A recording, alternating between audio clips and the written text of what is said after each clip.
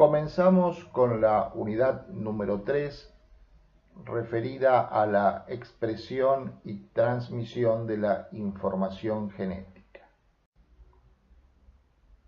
Los temas que abordaremos son los siguientes: cómo se almacena la información genética, cómo se expresa, cómo se transmite de generación en generación, cómo se distribuye en una población y también cómo se puede vincular a la genética con la salud humana.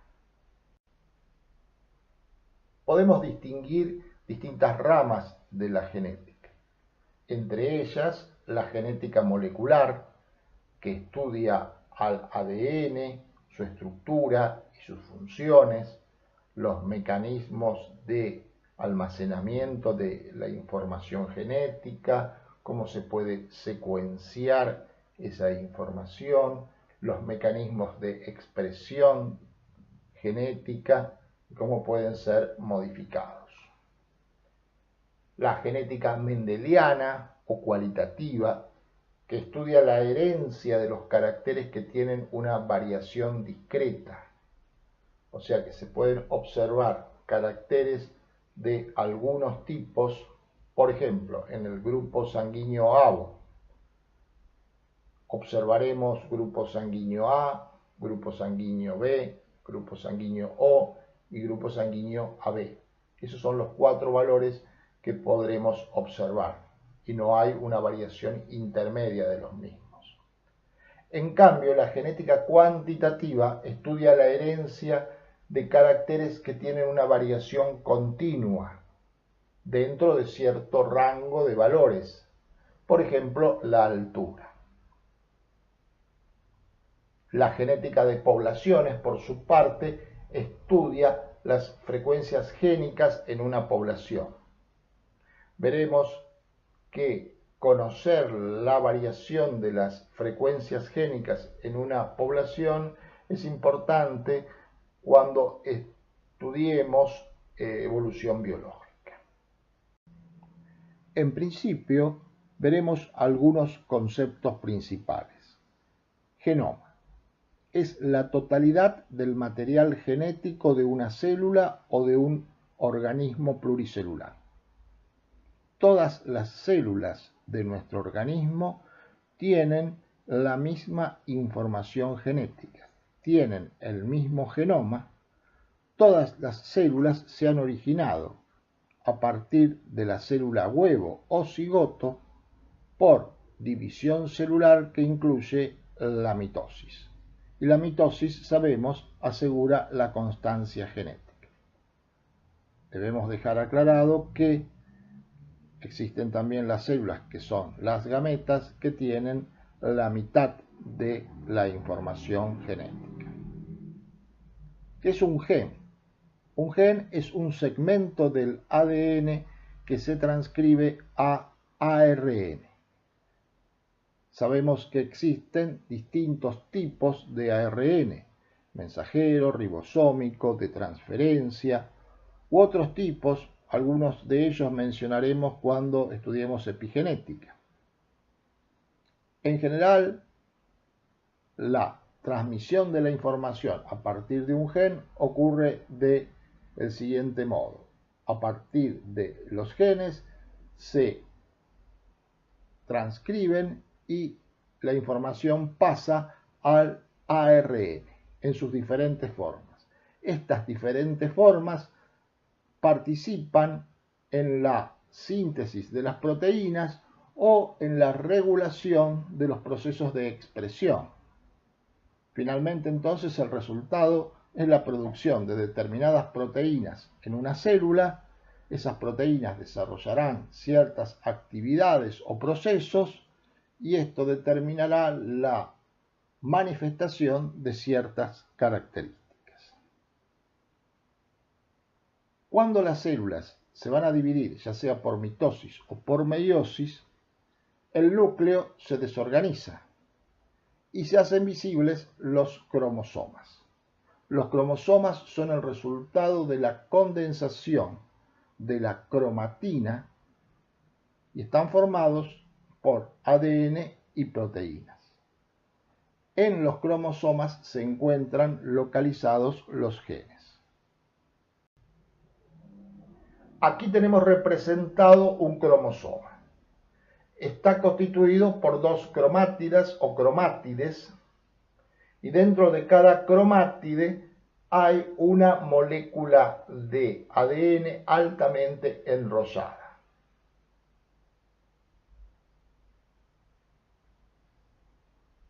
Entonces podemos decir que a lo largo de esta cromátide tenemos una molécula de ADN y a lo largo de esta cromátide otra molécula de ADN.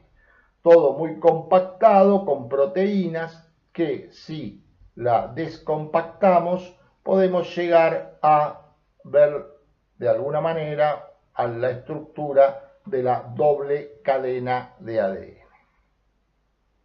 Ahora bien, estas dos moléculas, cada una constituyendo una cromátide, ¿cómo son entre sí? Son idénticas en cuanto a la información que contienen. Son dos moléculas idénticas, resultado del proceso de duplicación del ADN que ocurrió durante la fase S del ciclo celular. A estas dos cromátides se las denomina cromátides hermanas. Los 46 cromosomas se pueden agrupar en 23 pares. Los integrantes de un par de cromosomas se denominan cromosomas homólogos. Tienen la misma forma y el mismo tamaño y contienen información para las mismas características. O sea, contienen genes que informan para ciertas características. Ahora bien, ¿cuál es la diferencia entre un cromosoma homólogo, un integrante del par y el otro integrante? Es que pueden tener diferentes variaciones de esa información. Aquí está representado un par de cromosomas homólogos. Decíamos que cada individuo tiene 23 pares de cromosomas y de cada par ha recibido un integrante de ese par, lo ha recibido de un progenitor y el otro de otro progenitor. Por eso es que aquí en la figura se coloca cromosoma paterno, o sea, quiere decir cromosoma de origen paterno, y cromosoma materno, cromosoma del origen del progenitor materno. Vemos que a lo largo del cromosoma se indican diferentes lugares, que aquí están representados algunos lugares. Evidentemente hay muchos más. ¿Por qué? Porque en estos lugares están ubicados los genes. Los lugares donde se ubica, el lugar donde se ubica un gen se llama locus. El plural de locus es loci, o sea que podemos decir que a lo largo de un cromosoma hay muchos loci. En cada uno de estos locus se ubica un gen para una dada característica. Sigamos con el ejemplo del grupo sanguíneo que antes mencionamos y que resulta bastante didáctico. Podemos suponer que en este locus se ubica el gen que determina que tengamos los distintos grupos sanguíneos que antes mencionamos. Entonces, si en este locus está un gen para el grupo sanguíneo, en este otro lugar también existirá un gen para el grupo sanguíneo. ¿Por qué? Bueno, estas dos cadenas dijimos que son idénticas. Tiene que ser la misma información. ¿Qué ocurrirá en este otro lugar? El locus equivalente en el cromosoma homólogo. Bueno, en este lugar se encontrará un gen también para el grupo sanguíneo. Veremos que puede ser una información distinta referida a esa característica. Pero lo que estamos seguros que en ambos lugares se ubica información para el grupo sanguíneo. Y así sucederá con los otros loci que vemos a lo largo de los cromosomas homólogos. Las diferentes alternativas de un gen, o sea, las diferentes alternativas, por ejemplo, del gen de los grupos, del grupo sanguíneo, se denominan alelos. A continuación veremos algunos ejemplos sobre esto. Aquí se encuentran representados los distintos cromosomas ordenados de a pares. Es lo que se denomina cariotipo. En la figura vemos dos cariotipos y en ambos podemos observar que los primeros pares del 1 al 22 están constituidos por cromosomas iguales entre sí en ambos casos. A estos 22 pares de cromosomas se los denomina autosomas. Y podemos observar también una diferencia en el par 23. En el primer caso está constituido por dos cromosomas distintos, uno mayor y otro más pequeño, que se denominan X e Y. En el otro cariotipo, en cambio, se encuentran representados dos cromosomas X. Como sabemos, el primer cariotipo corresponde a un varón, al sexo genético correspondiente a un varón, y el segundo cariotipo corresponde al sexo genético de una mujer. Otros conceptos importantes, algunos ya los mencionamos, son alelos, formas alternativas de un gen. Ya lo dijimos, y para cada individuo diploide, o sea que tiene dos juegos de cromosomas, un alelo se encuentra en un cromosoma y el otro alelo se encuentra en el respectivo cromosoma homólogo. Eso para un gen de una dada característica. Puede haber varios alelos distintos en la población, pero cada individuo portará dos alelos que podrán ser iguales entre sí o distintos. Locus es la posición de un gen en un cromosoma. Genotipo, la composición genética de un individuo para una característica. Tenemos que mencionar entonces esos dos alelos que el individuo posee, ubicado cada uno en un cromosoma homólogo y el otro en el otro cromosoma homólogo. Fenotipo es la expresión, la manifestación de ciertas características que pueden ser observables o cuantificables en un organismo. Se dice que un organismo es homocigoto cuando lleva dos alelos idénticos en su genotipo. Y se dice que es heterocigoto cuando tiene dos alelos distintos. Comenzamos entonces con algunos principios de la genética mendeliana que aplicaremos en algunos ejemplos de la genética humana. Estudia, como decíamos, la transmisión de la información genética de padres a hijos. En estos casos intervienen pocos genes. En los ejemplos que trataremos interviene solo un gen con sus diferentes alelos. Son caracteres fenotípicos discretos. Se trabaja a nivel de organización individual. Y bueno, el estudio de la genética mendeliana o cualitativa tiene su origen en la primera publicación ya de Mendel en el año 1866. Tomamos como ejemplo, por su valor didáctico, al grupo sanguíneo AVO para aplicar los principios de genética mendeliana. estamos estudiando aquí un gen ubicado en un locus del cromosoma 9, del par cromosómico 9. En ese locus se puede encontrar el alelo A, el alelo B, el alelo O. Son tres posibilidades distintas.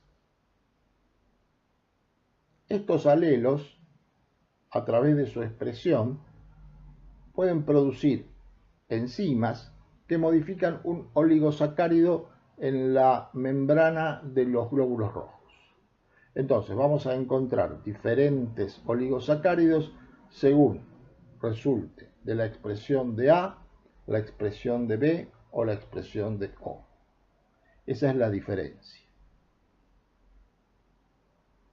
Estos alelos son importantes y su expresión para tenerlos en cuenta, por ejemplo, en la compatibilidad de los grupos sanguíneos para las transfusiones. ¿Cuál es la relación entre estos alelos? El alelo A es dominante del alelo O. Esto quiere decir que si están juntos en un genotipo A y O, se expresa el alelo A.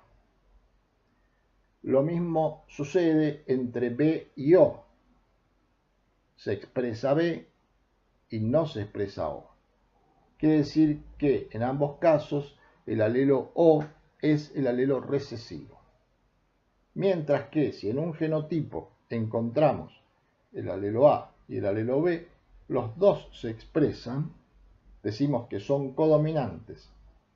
En las membranas de los glóbulos rojos encontraremos ambos oligosacáridos.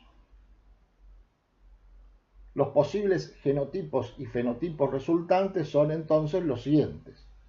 Por un lado podemos tener un genotipo homocigota AA o un genotipo heterocigota AO, y en ambos casos dará como resultado el grupo A. Sucederá algo similar con B. El genotipo homocigota BB o el genotipo heterocigota BO producirá el grupo sanguíneo B. Tendremos grupo sanguíneo O cuando en el genotipo estén en doble dosis el alelo recesivo. Mientras que tendremos el grupo AB, resultado de la codominancia, cuando en el genotipo estén el alelo A y el alelo B. Aquí planteamos un problema para aplicar estos principios de genética mendeliana. ¿Cuáles son los probables genotipos y fenotipos de la descendencia de una pareja integrada por una mujer de grupo A, heterocigota para el carácter, y un varón de grupo B, también heterocigota? Entonces, realizamos este tipo de cuadro donde podemos representar las gametas que puede producir cada progenitor y los posibles genotipos que van a resultar. Entonces, por un lado, podremos colocar las gametas, en este caso los posibles óvulos. Lo veremos luego para este caso particular, para el problema planteado, pero podemos suponer entonces que si en su genotipo la progenitora tiene un alelo 1 y un alelo 2, estos se separan durante la meiosis y podemos encontrar óvulos con alelo 1 y otros óvulos con alelo 2, en un 50% de probabilidad para cada uno. Lo mismo sucederá con los espermatozoides. Se separarán los dos alelos que porta el progenitor en este caso y tendrán alelo 3, el 50% de los espermatozoides, y alelo 2, el 50%. Ahora, resultarán de la fecundación entre el alelo 1 y el alelo 2, o sea, entre el óvulo que porta el alelo 1 y el espermatozoide que porta el alelo 3, un genotipo, que aquí llamamos genotipo 1. O se podrá dar también que un óvulo que porte el alelo 2 se fecunde con un espermatozoide que porta el alelo 3 y surgirá un genotipo que aquí llamamos 2. Y así con los otros. Cada uno de estos genotipos tendrá la misma probabilidad, que en este caso será un 25% para cada uno, porque en principio son genotipos distintos. Aplicaremos ahora este cuadro a la resolución del problema planteado. Entonces, para resolver el problema anterior, decíamos que la mujer era heterocigota grupo A. Por lo tanto, en los óvulos podemos encontrar el alelo A o el alelo O, ya que es heterocigota. Y en el caso del varón ocurre una situación similar, era de grupo B, podemos encontrar el alelo B o el alelo O. Estos, como decíamos antes, se han producido durante la meiosis, que se han separado, y por lo tanto cada uno de ellos, cada uno de estos espermatozoides, tiene la misma probabilidad. O sea que podemos decir que la mitad de los espermatozoides portarán B y la mitad de los espermatozoides portarán O. Y también sucede aquí. La posibilidad de que un óvulo tenga el alelo A es del 50% y que tenga el alelo O es del 50%. Al producirse la fecundación entre un óvulo con A y un espermatozoide con B, surgirá un genotipo AB. O puede suceder que ocurra la fecundación entre un óvulo con el alelo O y un espermatozoide con el alelo B y surgirá el genotipo BO.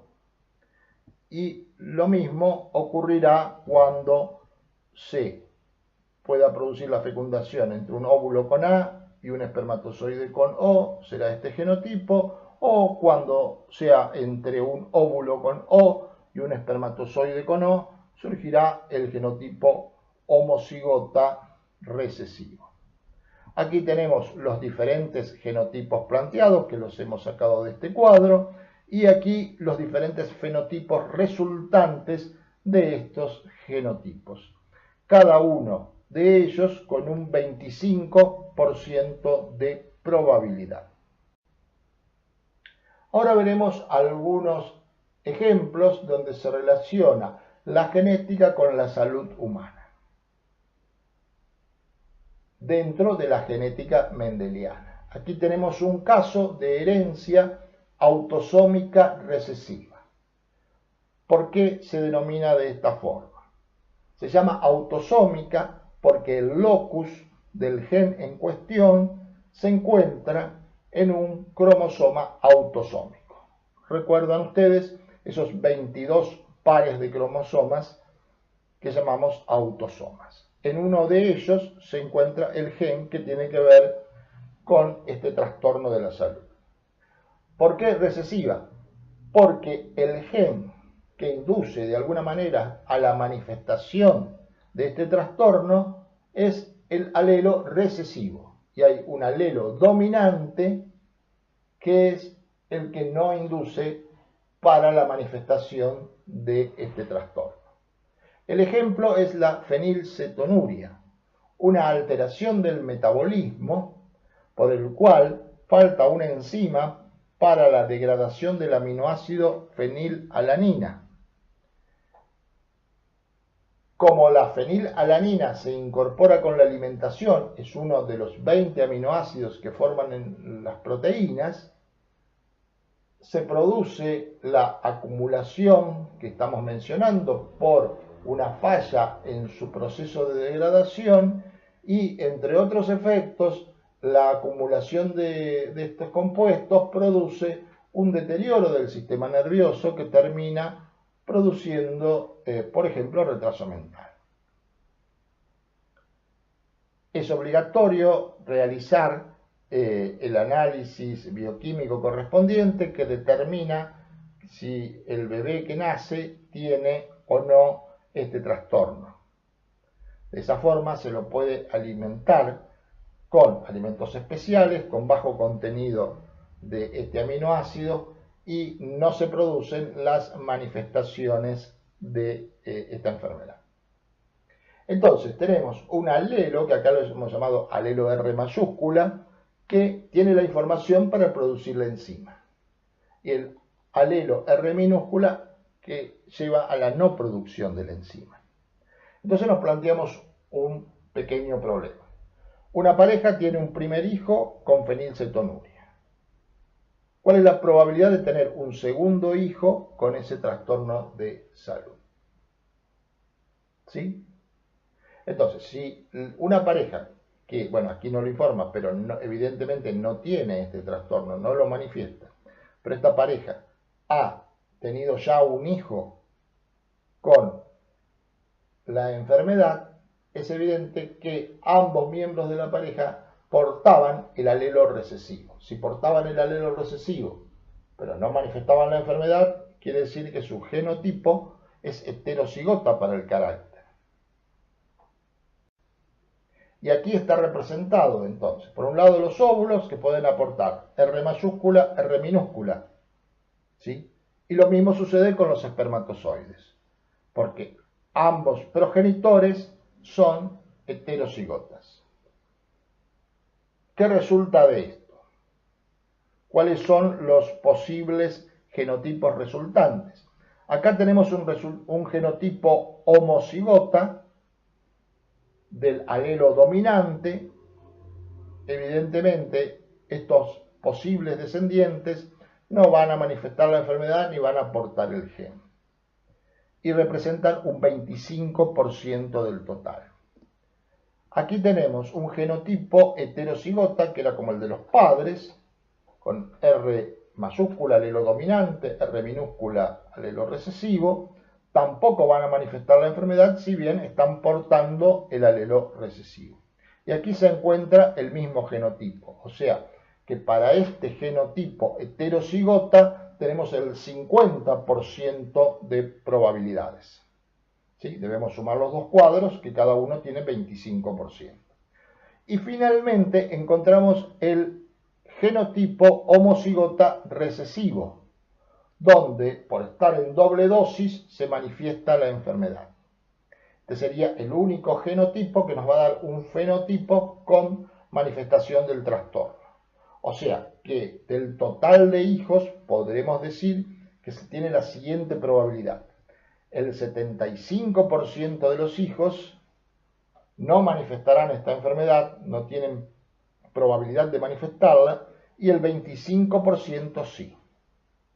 ¿Qué ha ocurrido? Ya han tenido un primer nacimiento con un hijo con fenilcetonuria. La pregunta es, ¿qué sucede con el segundo nacimiento, otro hijo? ¿Qué probabilidad tiene? Bueno, la respuesta es que tiene el 25%. Para cada nacimiento, para cada nuevo hijo, se repite este cuadro de probabilidades. Aquí están representados los padres no afectados con un color y los diferentes genotipos de los hijos. Aquí sería el que no está afectado y que es homocigota dominante. Aquí los que tampoco están afectados, pero son heterocigotas. Y este sería el posible hijo afectado, que es homocigota recesivo, que en este caso sería la doble dosis del alelo R minúscula. Otro caso sería el de la herencia autosómica dominante. De nuevo, ¿por qué es autosómica? Porque el locus está ubicado en un autosoma. ¿Y por qué es dominante? Porque el alelo que produce o induce a la manifestación del trastorno es el alelo dominante. Y el alelo recesivo sería aquel que no induce a este trastorno. Tomamos el ejemplo de la enfermedad de Huntington. Es una enfermedad degenerativa del sistema nervioso que tiene la característica que se manifiesta ya en edad adulta, 30, 40, 50 años. ¿Sí? O sea, que las personas que sufren este trastorno ya han pasado por una edad reproductiva y pueden haber transmitido el alelo. ¿Sí? Entonces tenemos un alelo H mayúscula, que es el que induce a la enfermedad de Huntington, dominante, y un alelo H minúscula sin el trastorno. Y nos planteamos el siguiente problema: que una pareja integrada por un varón que a los 50 años falleció por enfermedad de Huntington y una mujer, el varón heterocigota, y una mujer sin manifestaciones para esta enfermedad, o sea, que suponemos que entonces esta mujer no tiene el alelo dominante, por lo tanto debe tener una doble dosis del alelo recesivo, debe ser homocigota recesiva para el carácter. En cambio, el progenitor masculino debe ser heterocigota. ¿Qué probabilidad tiene un hijo de esta pareja de sufrir el trastorno? ¿Sí? Esa puede ser el planteo.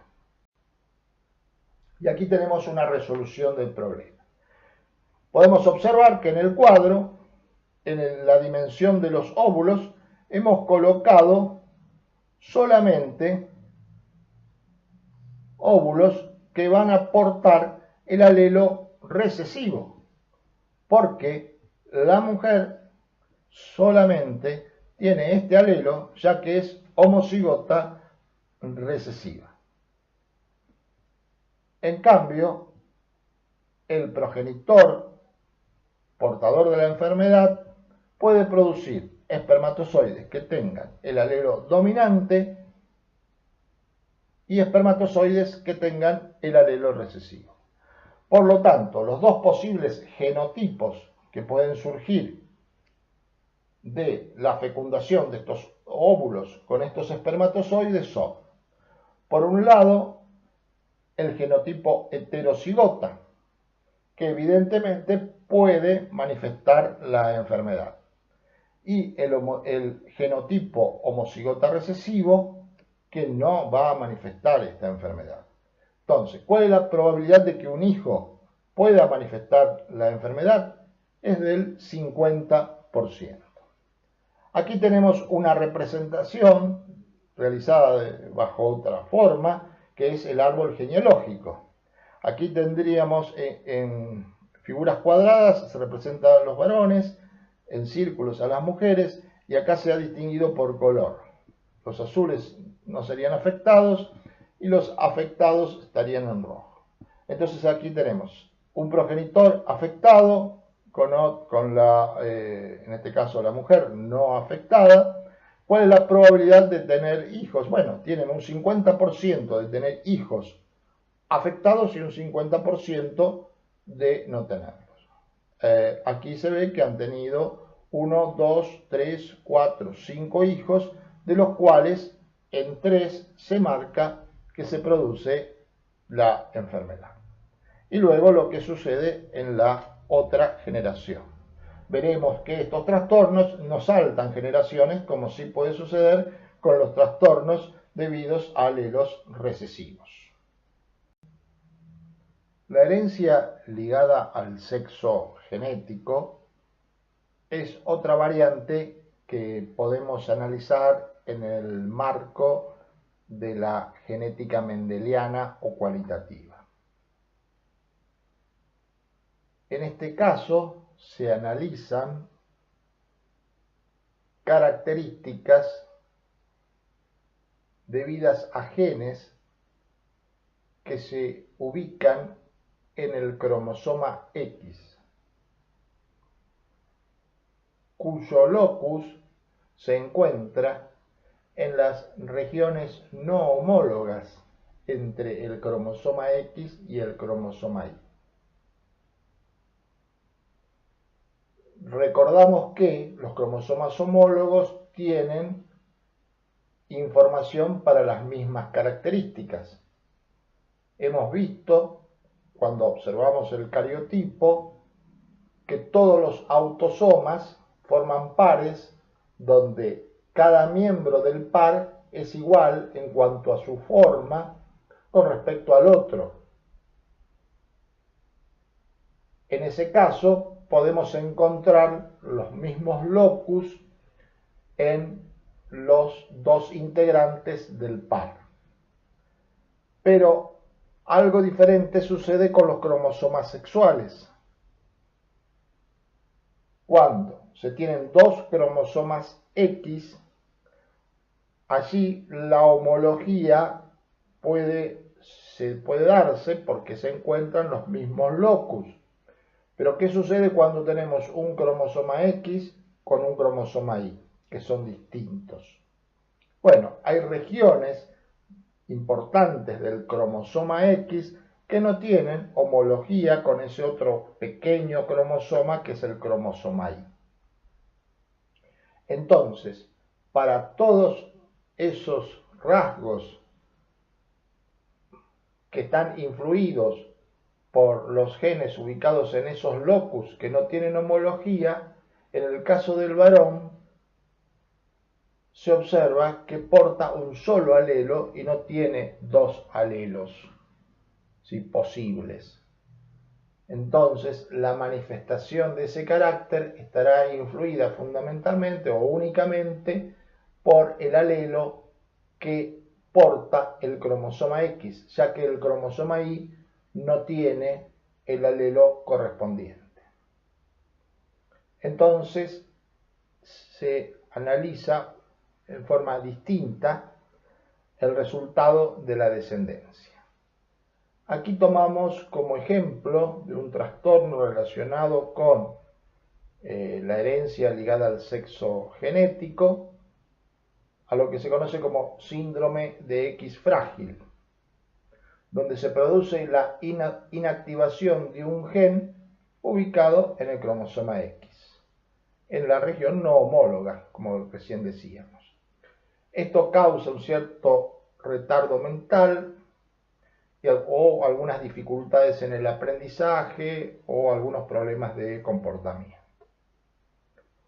En este caso, el alelo que genera el trastorno o induce el trastorno es el alelo recesivo, que aquí lo representamos con la letra F minúscula, y el alelo dominante, el alelo F mayúscula, este gen está activo y no se produce este síndrome. Entonces nos planteamos de nuevo un problema. ¿Cuáles serán los posibles genotipos y fenotipos de una pareja de un hombre no afectado por el síndrome y una mujer heterocigota para el carácter?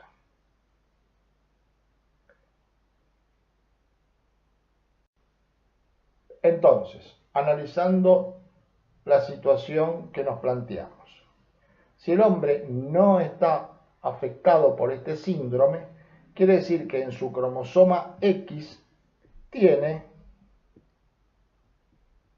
el alelo dominante, que es el que asegura que no se manifieste este trastorno.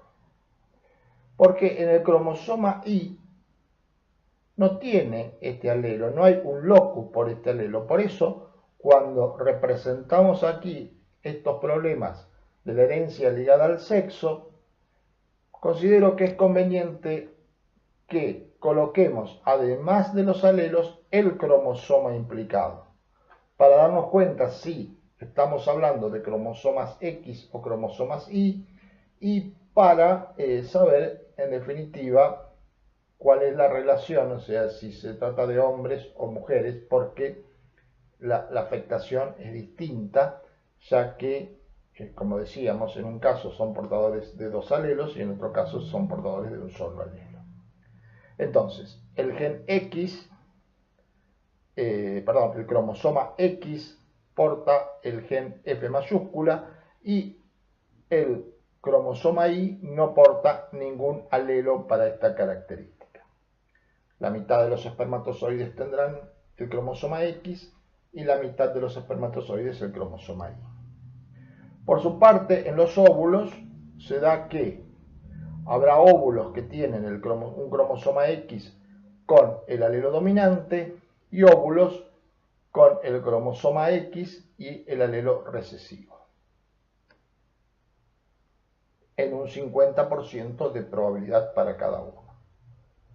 Entonces, si analizamos la fecundación de estos espermatozoides y estos óvulos, surgen estos genotipos posibles. Y aquí tenemos un primer genotipo donde los dos alelos son los dominantes, están obviamente en cromosomas X, entonces surge una mujer sin trastorno. El fenotipo sería una mujer sin trastorno. Aquí tenemos una mujer, pero ya con un genotipo heterocigota. Entonces sale como fenotipo una mujer sin trastorno, pero decimos que es portadora. Se denomina portadora a la mujer aquella que en uno de sus cromosomas X tiene el alelo recesivo. El tercer genotipo que analizamos corresponde a un varón que tiene el alelo dominante, por lo tanto es un varón sin trastorno. Y el cuarto, con un 25% de probabilidad, es un varón que tiene el alelo recesivo en el cromosoma X y por lo tanto sí presenta el trastorno. Entonces, observamos que aquí se da un patrón particular de herencia donde decimos que el varón no es ni heterocigota ni homocigota, sino que decimos que es hemicigota para este carácter, porque solo tiene la mitad de la información necesaria o habitual que hay para todas las características. Aquí se representan también situaciones como la que recién mencionamos. Esta sería la situación que hemos descrito, con un 50% de los hijos varones afectados, o sea, un 25% del total. Aquí se hace otro planteo donde el padre, el progenitor, está afectado, o sea, tiene el alelo recesivo en el cromosoma X, y en el caso de la madre no tiene ningún alelo recesivo. En este caso, todos los hijos varones no estarán afectados porque lo que el padre le transmite a los hijos varones, evidentemente, es el cromosoma Y, y todas las hijas mujeres, el 100% de las hijas mujeres, serán portadoras porque reciben un cromosoma X de la madre, que tiene el alelo dominante, y el cromosoma X del padre, donde transmite el alelo recesivo. Pero en este caso no aparecen manifestaciones del trastorno en la descendencia. La genética cuantitativa estudia los rasgos que presentan un rango continuo de variación de los fenotipos, donde no se pueden distinguir categorías fenotípicas determinadas. Cuando la herencia muestra estas variaciones continuas, es porque la misma está controlada por el efecto aditivo de varios genes por separado. Hablamos entonces de características poligénicas. Se trata de genes ubicados en distintos loci, y para cada locus tendremos diferentes alelos. La expresión fenotípica abarca entonces un gran rango de valores que son estudiados a nivel de una población. Y en estos casos es importante la participación de los efectos ambientales en la expresión de estas características. Por ejemplo, podemos ver la representación de la altura en los individuos de una población. En la primera gráfica de la izquierda se representan rangos de altura de 5 centímetros y observamos entonces un valor medio de mayor cantidad de individuos en una altura de 1,71 m a 1,75 m. Y luego va bajando la cantidad de individuos hacia ambos lados, hacia los valores inferiores de altura y a los valores superiores. Si hacemos una representación de rangos menores, la gráfica adquiere la forma que vemos arriba a la derecha, que se va aproximando a lo que sería la función teórica que vemos representada abajo, donde tenemos la altura en función de la cantidad de individuos, donde vemos un valor medio y valores inferiores hacia ambos extremos. Por supuesto que la altura entonces no solo está influida por varios genes, sino también por factores ambientales. Por ejemplo, la alimentación, que permitirán la mayor o menor expresión de los genes que están implicados. De la misma forma, se puede representar la cantidad de individuos versus la susceptibilidad o predisposición a que se manifieste un rasgo o a sufrir algún trastorno de la salud. Existe un límite de adición de factores por debajo del cual el rasgo no se expresa. Ese valor es el umbral.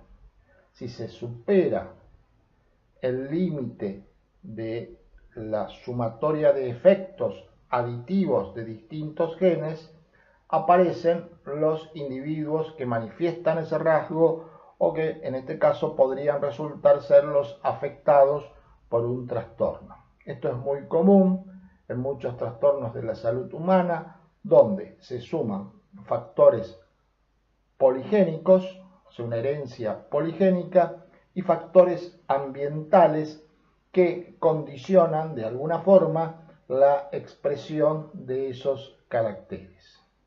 Se habla entonces que el paciente tiene una cierta predisposición a una determinada enfermedad, que se suman los factores ambientales y que superado esa cantidad de factores genéticos y ambientales, la enfermedad se manifiesta. Otro enfoque es el de la genética de poblaciones. Decíamos que en este caso estudiamos la frecuencia de los genes que se presentan en una población. Podemos calcular frecuencia de genes, frecuencia de genotipos, y entonces estamos analizando en definitiva lo que llamamos el reservorio génico, conjunto de todos los alelos, de todos los genes de los individuos de una población. Al estudiar estos cambios de frecuencias en los alelos y en los genotipos a lo largo del tiempo, podemos seguir el proceso evolutivo, porque esto va a conducir a cambios en la población. Por ejemplo, retomando los grupos sanguíneos, aquí tenemos representadas las frecuencias alélicas y las frecuencias fenotípicas, o sea, los grupos sanguíneos y la frecuencia de los alelos en dos poblaciones distintas. Vemos que en este caso España, una población occidental, hay una mayor frecuencia del alelo O de 0,67 que desciende un poco en la población oriental de Japón, mientras que se observa un crecimiento de la frecuencia del alelo B, que se duplica de 0,08 a 0,16. Mientras que el grupo sanguíneo más frecuente es el grupo O, en países como España. mientras que la modificación de las frecuencias alélicas determina que en una población oriental aparece como mayor frecuencia el grupo A y aumenta mucho la frecuencia de los grupos B y AB con respecto a la población occidental. ¿Esto qué quiere decir? Que dos poblaciones en el mismo momento, en el mismo tiempo, presentan frecuencias génicas distintas. Esto tiene que ver con el origen de cada una de esas poblaciones.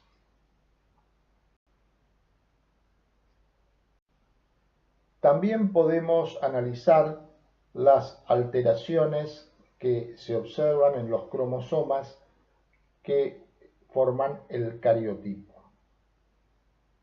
El exceso o la deficiencia de material cromosómico producen anomalías variables en el desarrollo. En general se originan embriones o fetos no viables que producen abortos espontáneos. En los embarazos que llegan a término, estas anomalías cromosómicas dan lugar a individuos con fenotipos diversos que incluyen malformaciones congénitas y algún tipo de retraso en algunas oportunidades. Las alteraciones cromosómicas pueden ser estructurales o numéricas. Las alteraciones estructurales se deben a un reordenamiento producido, por ejemplo, por una rotura de un cromosoma, una porción que se pierde, en ese caso hablamos de lesión. Puede ser que ese fragmento que se ha roto se pegue en sentido inverso, ahí hablamos de inversión, y también puede ocurrir una traslocación que ocurre cuando un fragmento de un cromosoma o un cromosoma entero pequeño se une a un cromosoma mayor. También pueden ocurrir fenómenos de duplicación de la información dentro de un cromosoma.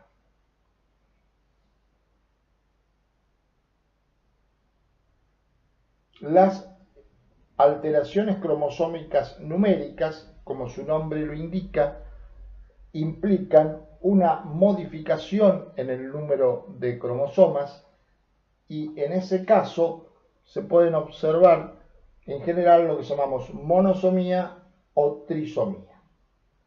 Las alteraciones numéricas se pueden producir por una falla en la separación de los cromosomas homólogos o de las cromátides, según sea el caso, en la meiosis o en la mitosis. Eso se denomina no disyunción.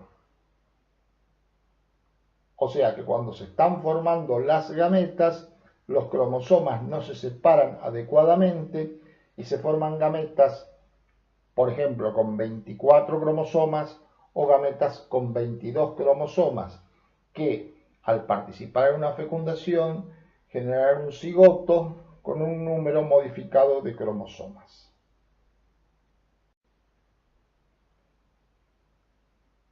En general, las alteraciones cromosómicas numéricas, como decíamos, son monosomías, que quiere decir falta de un cromosoma,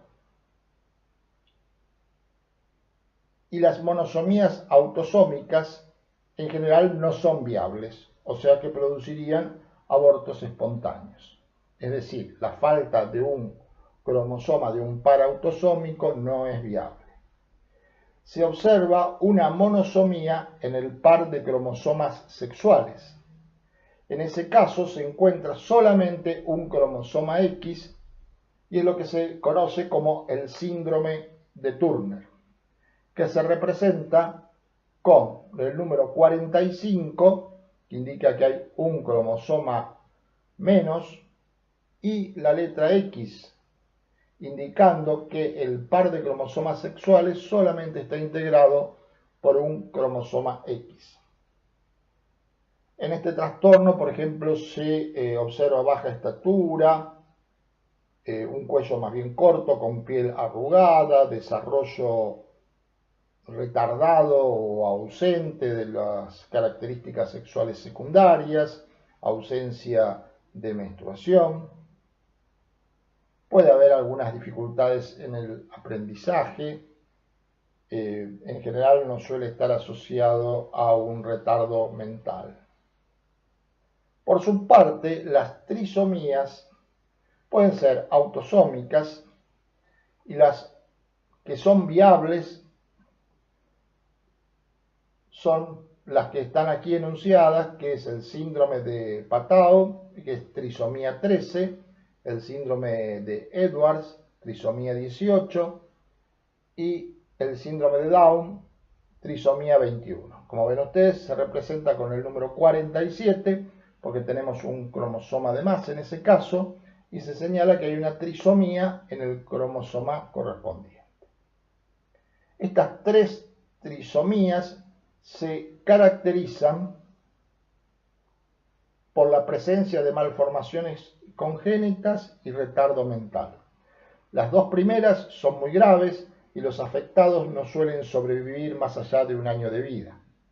El síndrome de Down, por su parte, como es conocido por todos ustedes, puede llegar a adultos, presentan un grado variable de discapacidad cognitiva, talla baja, manos cortas, extremidades cortas, suelen presentar cardiopatías y algunas otras características bastante conocidas. Luego podemos observar otras trisomías del par sexual. El conocido como síndrome de Klinefelter, que tiene 47 cromosomas y la fórmula cromosómica sexual es XXY. En ese caso se observa una talla elevada, desarrollo menor de los caracteres sexuales secundarios, infertilidad, ginecomastia, puede haber algunos trastornos emocionales o dificultades con el lenguaje. Otro síndrome, también otra trisomía, es la trisomía X, o sea, donde se encuentran 3 cromosomas X. Puede haber algunos problemas de aprendizaje, habilidades sociales o del lenguaje, y puede haber algún trastorno en la fertilidad. Y finalmente aquí lo que se menciona como el síndrome de la doble I, que es un fenotipo prácticamente normal e incluso algunos opinan que no debería ser denominado un síndrome. O sea que tener un cromosoma Y de más, que por otro lado porta poca información, es probable que no esté generando demasiadas alteraciones. Con respecto a las trisomías, por ejemplo, o a las monosomías, se pueden producir, como decíamos, por el fenómeno de no disyunción, o sea, de una separación incorrecta de los cromosomas durante la meiosis o durante la mitosis. Aquí vemos lo que ocurriría, por ejemplo, la no disyunción meiótica, ¿sí?, en la meiosis 1, donde no se han separado adecuadamente los cromosomas y se han generado dos células hijas, una con 24 cromosomas y otra con 22 cromosomas. Por lo tanto, llegaremos a tener gametas con 24 y con 22 cromosomas.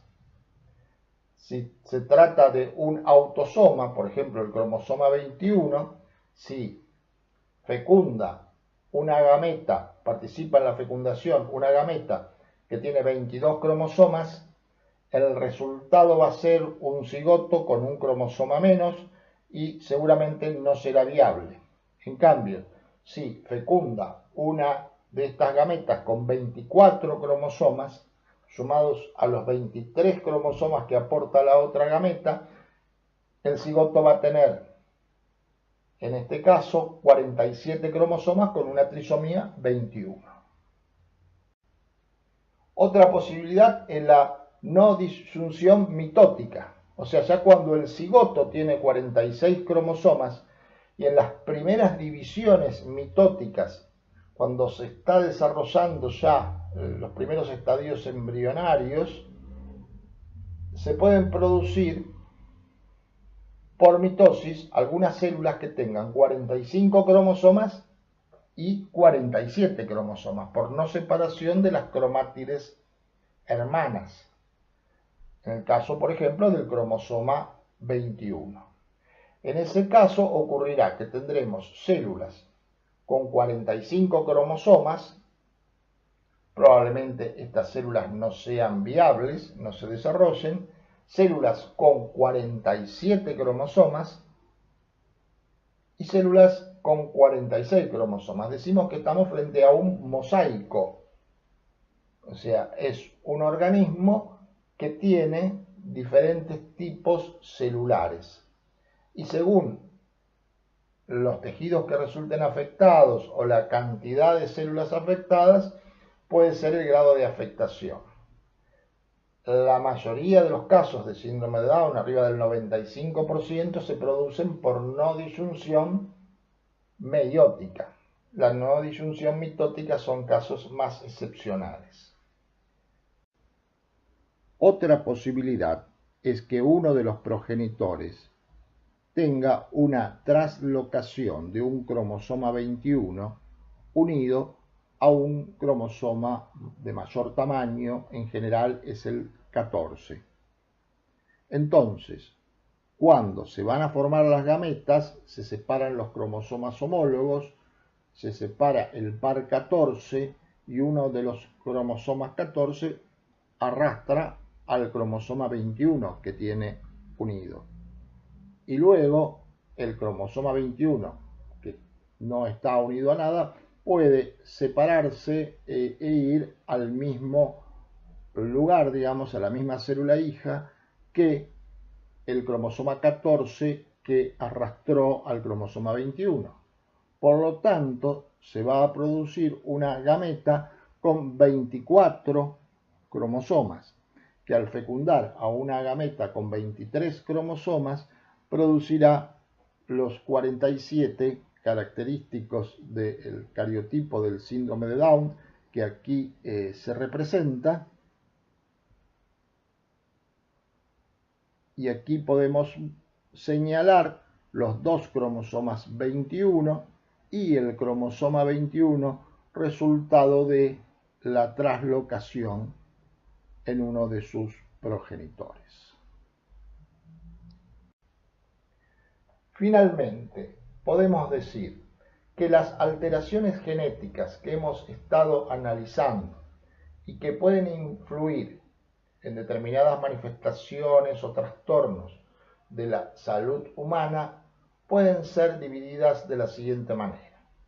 Por un lado tenemos las alteraciones cromosómicas, que son modificaciones en el número o en la estructura de los cromosomas y que pueden generar a veces malformaciones importantes. Los trastornos de origen monogénico, donde interviene un solo gen, que es de alguna manera bastante determinante en cuanto a esta característica, si bien pueden siempre intervenir cuestiones ambientales o de regulación de la expresión de ese gen. Y las características poligénicas, donde intervienen por un efecto aditivo muchos genes presentes en varios loci que interactúan entre sí y vamos a ver también que interactúan con el medio ambiente. Finalmente, podemos decir que los principales trabajos científicos que analizan las relaciones entre la información genética y los trastornos psicológicos hacen referencia a una herencia poligénica, es decir, donde intervienen muchos genes de diferentes loci, una herencia multifactorial, donde a los factores genéticos se suman los factores ambientales. También Actualmente se da importancia a la epigenética, que estudia las modificaciones que el medio ambiente puede producir en la expresión de la información genética. Este tema se tratará en la clase siguiente. Finalmente, entonces, para este tipo de trastornos, hablamos de una vulnerabilidad o predisposición causada por distintos factores genéticos y ambientales, cuya interacción va a determinar la posibilidad de aparición de determinados trastornos y el grado en que puedan manifestarse. Muchas gracias.